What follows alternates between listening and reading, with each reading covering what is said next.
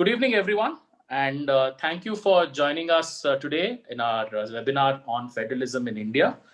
You would have sort of seen that the title of this webinar is as part of the series that we at Viry Center for Legal Policy are doing, which is titled Conscience Keepers, the Judiciary as the Constitutional Guardian. You would have seen the title, which is Federalism in India, is it cooperative, competitive, or adversarial? And that is something that we hope to discuss in the course of the next 45 minutes to 1 hour or so. We have two very eminent speakers to talk to us about it. I will introduce them very briefly. We have Dr. M. Govind Rao. We also have with us Dr. P. Tyagarajan. He is somebody who was elected an MLA in 2016 and serves on the Public Accounts Committee in the Tamil Nadu State Legislative Assembly. He is also someone who has had deep experience in in working with global multinationals and has worked in a lot of different countries in this capacity. He brings with him a rich experience of having worked on matters related to federalism and worked on matters concerning center-state relations. And he is somebody who writes about and talks about, he's also spokesperson for the DMK party on largely issues of economic issues and so on. And which is why we thought it would be great to have him on board with the webinar. Welcome, Dr. Tyagarajan. It was very nice of you to agree to be on our webinar. Let us understand first and foremost that a federal country is not just a country where there is a center and there are states. The Constitution empowers the states on par with the center. Those of us who are constitutional lawyers used to make the argument that India was a quasi-federal polity. You know, it's not really that federal because those of us who would have followed politics would know that state governments could be dismissed by the center. The center could override and make legislation on topics. In certain instances, could make legislation and override state powers and certain legislation in certain areas. And there are a lot of ways in which the center can sort of supersede the state in many ways. In the last 1 year, we have seen multiple issues of center-state friction, I'd like to call it. We have seen a lot of center-state on 4 or 5 issues. And this 4 or 5 issues is what I want to focus our discussion on. Two of these are fiscal issues. One is related to the compensation granted in the context of the GST. We have seen that the states are very upset that the center refused to give them compensation money that it said it couldn't afford to pay anymore. That it had promised in a law. The center had promised in the law that states which had signed on to the GST would receive compensation at a certain fixed percentage for the next 5 years. The center said, sorry, that's not happening.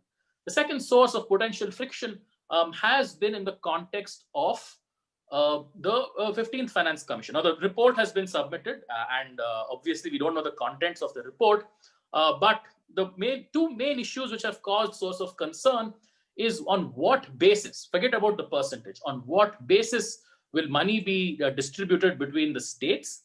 And also, should the states be asked to pay for defense and internal security by creating a special fund? We hope today to discuss what are the merits of these sides and which side should eventually prevail in this particular debate.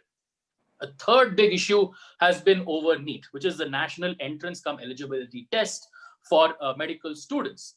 We have seen that states such as Tamil Nadu have said that this is something which goes against the interests of the state and this is something that affects their students.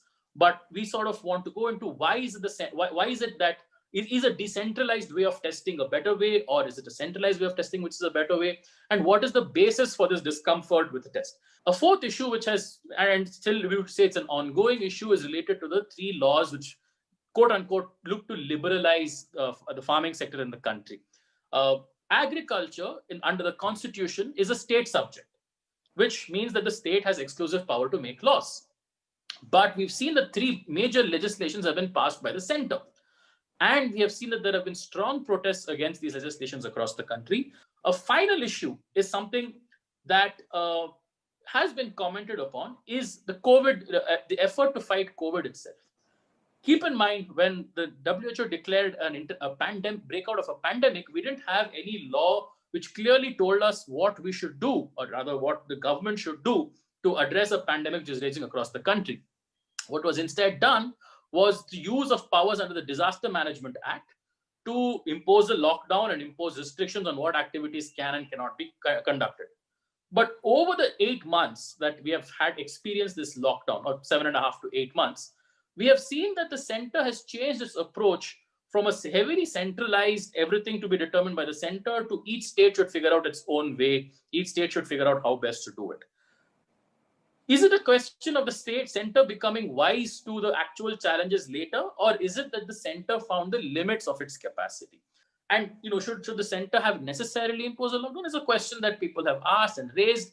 What did it do to the federal structure of the country when directives were coming out from the Ministry of Home Affairs as to this shop should be open, this shop should not be open? These are some of the issues that we want to discuss today. And I want to start with Dr. Tyagarajan specifically on NEET and also on perhaps the farm bills to help us understand what is the essential basis for the discomfort for this. So I'll just make 3 or 4 points. As somebody who has run global businesses for large banks and has operated in many countries, I would first start with saying India is the most centralized, least devolved power large country in the world. If you look at the United States as one extreme and China as the other extreme in terms of capitalism and communism, both those countries delegate a lot of authority and a lot of rulemaking and a lot of governance down to the cities, school boards, police departments. In China, banking licenses are given by state. In the US, the state election process for president is run by the states and answerable in the state courts, not in a federal court.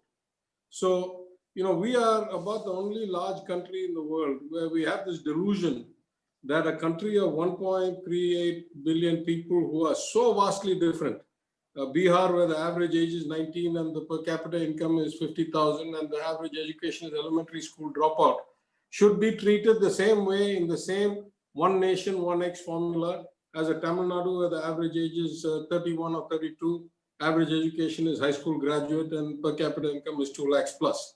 So I think it's a delusion, and every day in every way we are finding that this delusion is creating real bad outcomes for us.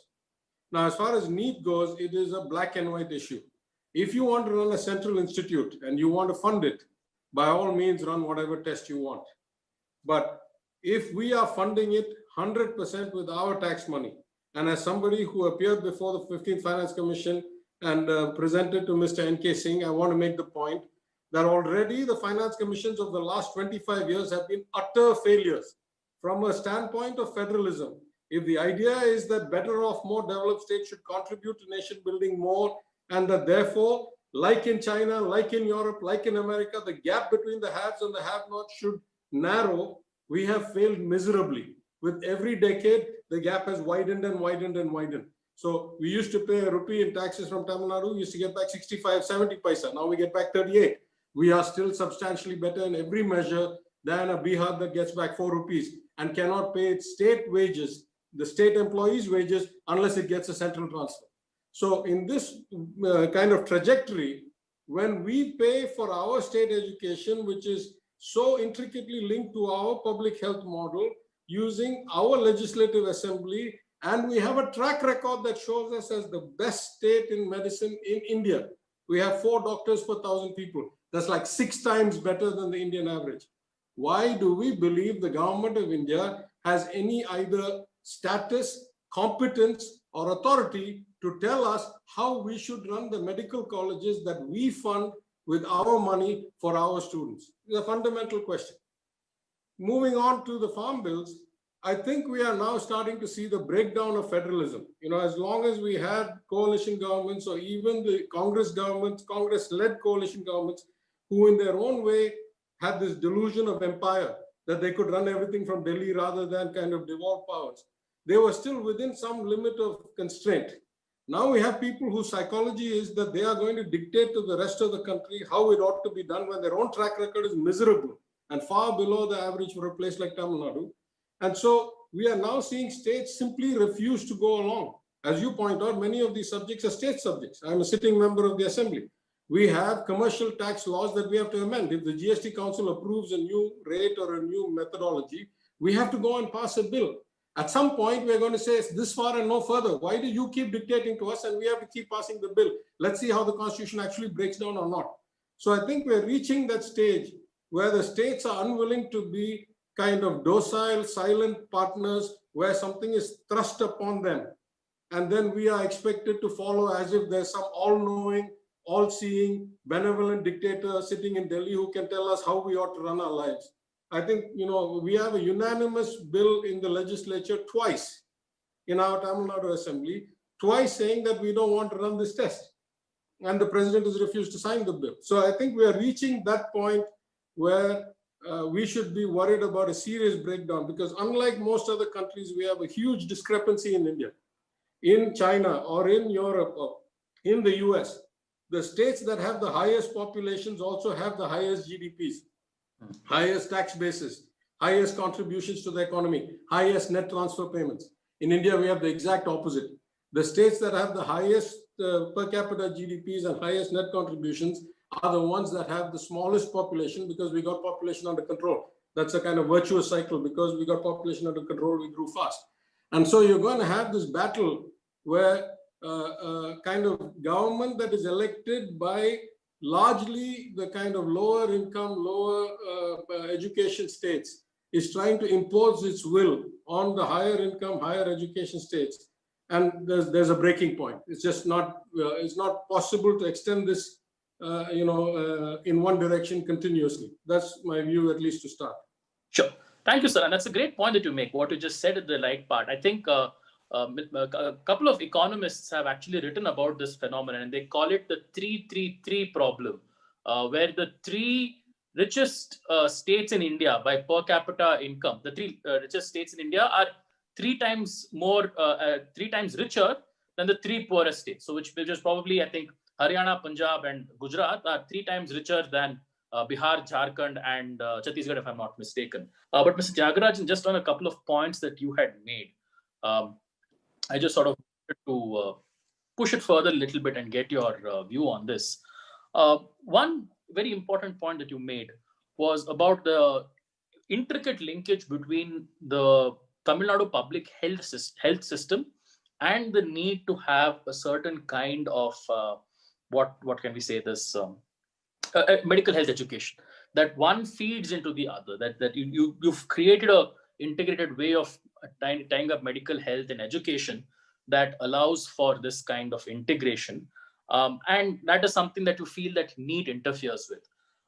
I just sort of, the first initial thing, not a lot of our listeners may be very aware of this, so if you could elaborate a little bit on that.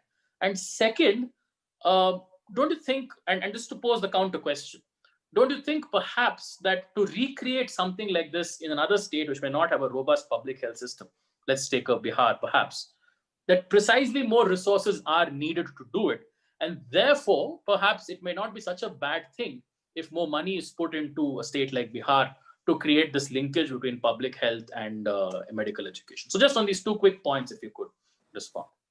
So I would say that medical education is quite unique in the sense that you cannot create doctors without having hospitals. Right. I am an engineer, then an operations research major, then a PhD in psychology, then a finance major. I can study all these things without touching human beings. Maybe I have to do research on subjects. But you cannot be a doctor without having an attached hospital. And so it is crucial, and in a welfare state, one of the first services you want to provide to the people is free health, or at least to the extent possible, free health. So these are intricately connected to each other, down to the way we give preferences, the kinds of incentives we provide for serving in rural health, primary health centers, and therefore getting a right to go to higher education in medicine. All of these have been intricately kind of put together from 1920s. Let me be very clear. This started back in the 1920s when the first Justice Party government came under Dayaki, and the Raja of Konagal passed a law removing Sanskrit as a prerequisite for studying medicine, so that you could widen the intake pipe and get all kinds of people in. So partly because of our social justice model, partly because of the results, partly because, see, when you have reservations and you have quotas and all that, what does it do? Of course, it's short-term inefficient. But, and I'm a forward caste and I've suffered the consequences of it. But what it does is, for people who have been oppressed, for people who have no examples, for people who have no guides to show them you can be like me. I'm a graduate of MIT. At Lehman Brothers or at Stanford, they would send me to MIT to recruit, not to Harvard, not to Stanford, because the power of saying to the MIT student, I was once like you, automatically tells him he can be like me, and he can be a managing director and make millions of dollars. So what the value of having an example in your community, in your society, in your neighborhood, that we understand to be very powerful in overcoming the kind of structural hierarchies of caste and class and all that over centuries or thousands, millennia. So we have a system that we have fine-tuned, and we have produced phenomenal results, much better results than any other state in India by far, at least as far as health is concerned, and certainly of a large state. Places like Kerala have slightly better numbers in like infant mortality, but they're a much smaller state than us in size. So what we worry about is, why should either the central government or the states, in fact, the broader concern I have, since all of you are lawyers, is that the line between the judiciary, the administration or executive, and the legislature seems to have been completely erased in the last 4 or 5 years. The legislatures have become emasculated. We are, whoever ruling party runs, we all say, yes, sir, 3 bags full. And then the administration and the judiciary, the relationship has become much more kind of subservient and kowtowing. And while I'm very happy to hear of the instances you gave, where judges stood up for states' rights and all that, my own experience as an MLA is that 5 or 6 seminal cases to whether this government continues and what is the right of a speaker compared to a right of an MLA have all languished in the courts for years and years, 4 or 5 years without hearing. Yes. So, if you ask me, do I have faith that the judiciary is the savior? I say absolutely not. We have lost that faith. We assume that the will of the people is the only way we'll get out of a situation. And the fact that the law is on our side has not really gotten us that great an advantage. So from that perspective, I don't think it's a logical outcome that somebody should dictate to us how we should run medical education and public health, because they're so intricately connected to each other. Yeah. Sorry, what was the second question again? The second point was about assuming that we want, and I think you sort of answered. Oh, no, exactly. No, sir. I am a patriotic Indian. In every federal structure, everywhere in the world, the better off states contribute to the less well-off states. That happens in China, that happens in India, that happens in America, that happens everywhere. What we want is that the excess contribution over time narrows the gap. The rich and poor gap narrows. And so you don't have to have disparity. In India, we've been seeing the opposite. We've got a reverse situation. Nowhere in the world, I am a guy who has written multiple entrance exams myself.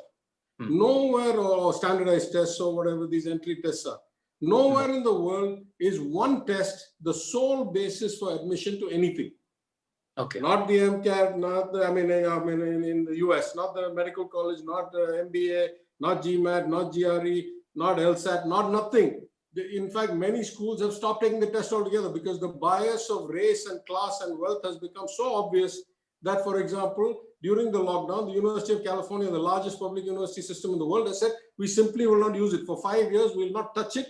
It will not be a factor in admission at all. And we are trying to develop a test that can accommodate for those variations and still be a standardized test. If we get one in 5 years, we'll take it in 5 years. Till then, there is no standardized test.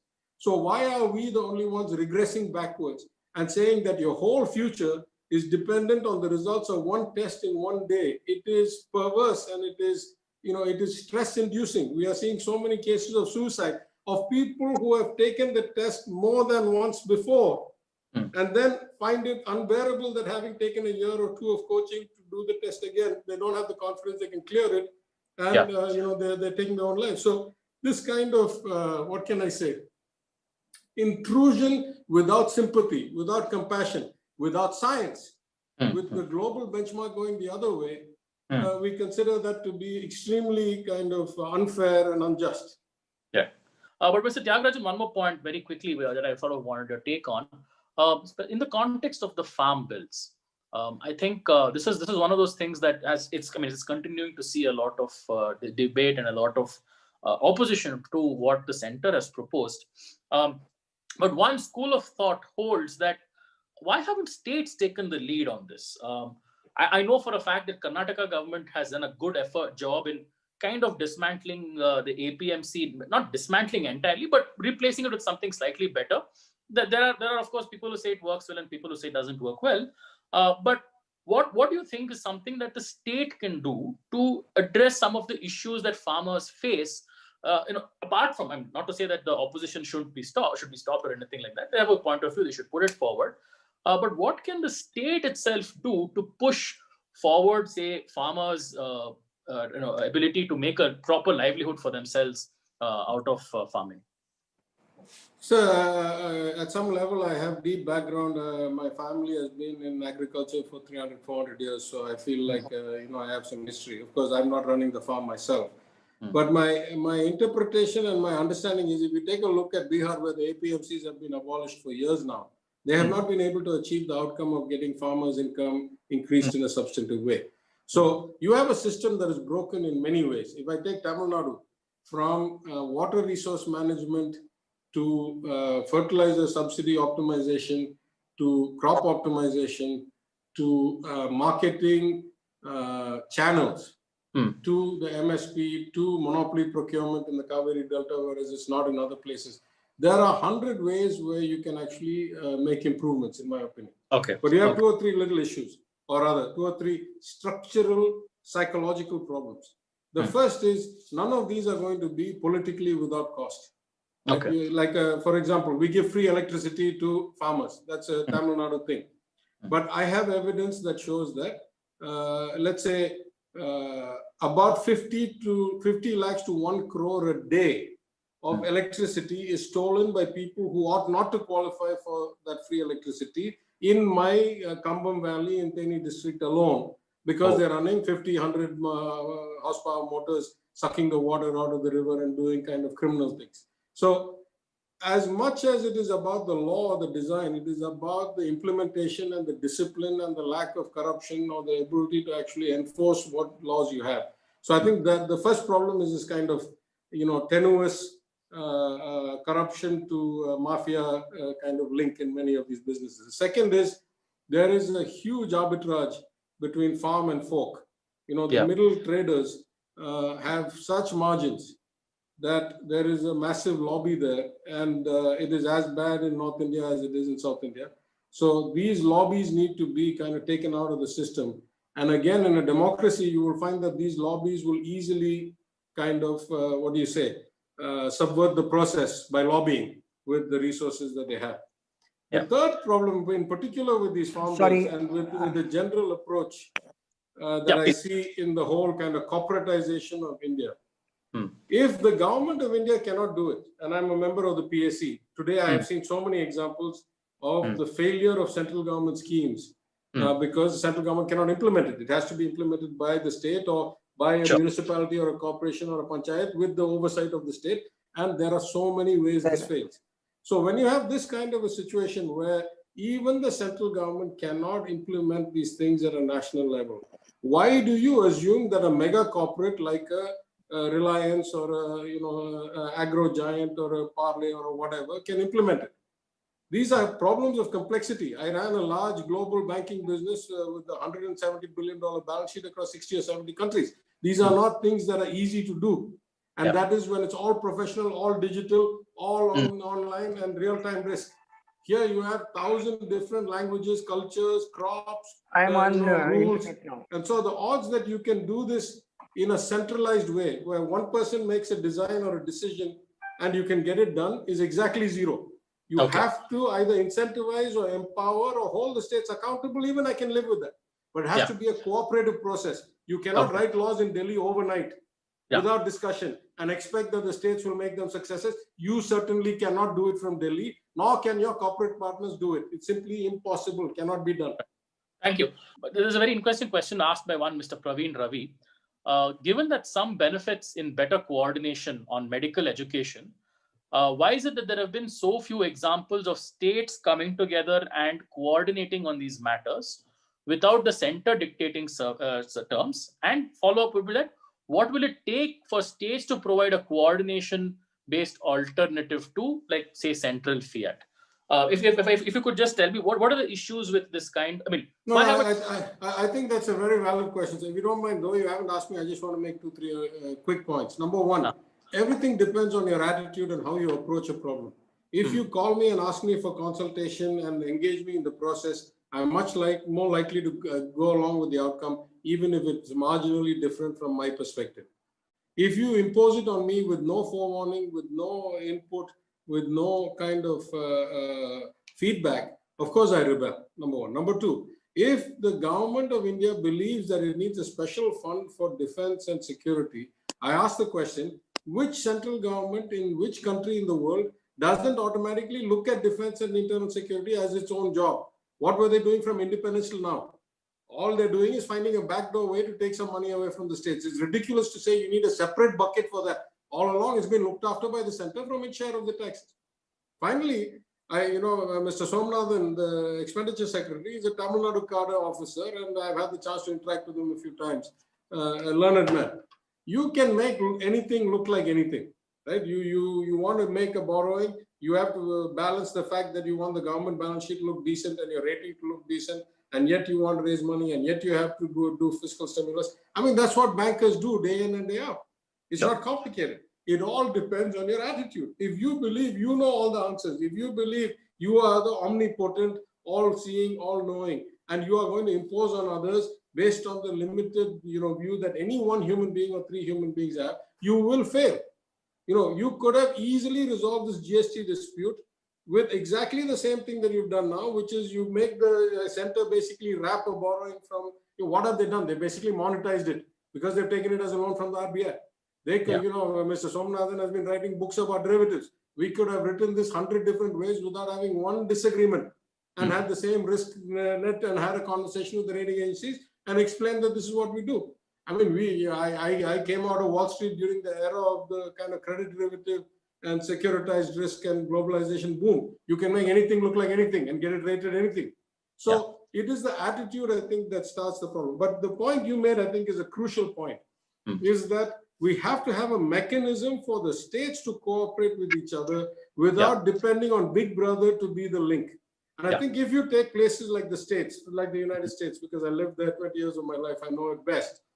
There you have these mechanisms. You have a conference of congressmen or conference of state senators where people from different state governments, elected officials come together and you have a free exchange of ideas and you can help each other go and do this. Now we have, think tanks and NGOs like PRS Legislative Research in Delhi that try to do some of this, but there ought to be really a much more official government to government mechanism where the states can easily help each other with their respective knowledge and skills. After all, there's a huge migrant worker kind of net surplus, net donation, net demand, net donation equation. Surely it would behoove us to work well with those where we know our labor is coming from and facilitate the quality of their life here. In the sense that one of the rare things is India is that we don't have permanent migration. We have temporary migration, which creates a lot of quality of life problems. But were we to have a state-to-state interaction, we could alleviate a lot of those quality of life problems. Sir, I just want to make the point that when the 15th Finance Commission came to Chennai for hearings, and in fact, Mr. Somnathan was then the kind of Sherpa, I asked 2-3 questions. I said, how do you define populist? Is MNREGA a populist? Is giving gas cylinders populist? In Tamil Nadu, we give free laptops and we give free cycles, which is populist. How do you get to decide what is populist? Where you are on the economic spectrum will tell you what subsidies and what grants you give. We see it as investment. So there is no way that there's a populist definition universal to all, number one. Number two, this notion that the progress towards the center's goals should be the basis for grants is ludicrous. Some of the center's goals were met by us in 1975. 100% rural electrification or roads or whatever, the rich states passed 20 years ago. How will you then penalize us for not making progress on something we are at 100%? So this notion that you can somehow set a one-size-fits-all somewhere in Delhi and make that apply for the whole country is just ridiculous. Anybody with any understanding of complexity, forget fairness, forget constitution, the complexity of execution or the variability in current status tells you that simply will not work. So I think that this is the basic breaking point of, if you do not get, though Professor Rao made the distinction that there's a difference between federalism and decentralization, then they are also correlated, right? I mean, federalism calls for some decentralization, whether it's pulled back tomorrow or not. And unless you start being realistic about what can be achieved at what level, you will continue to find that you give away Swachh Bharat grants and Krish Kalyan grants, and they don't get utilized. Because even if the building is put, they don't have water. Or if you send money for whitewashing schools, they only have, thatched schools with no walls to whitewash. So I think it is the only way forward is federalism, including decentralization, not just of the expenditure side, but also of the revenue side. And I hope that you are right in the sense that the courts have that broader perspective, though today it may be missing from view, that they will revert to that at some point. Thank you. Thank you, sir, and thank you so much. I think on that note, it sort of perfectly captures what we have discussed over the course of 1 hour. And I'd also like to thank Mr. Tyagarajan for sparing time from his busy schedule to come and speak to us. I think it was a wonderful perspective that we got, and I'm sure we've all gone back much more enriched for what we have heard from you, sir. And I'd like to thank you all for listening in. Thank you all for sending your questions. Unfortunately, we couldn't take all.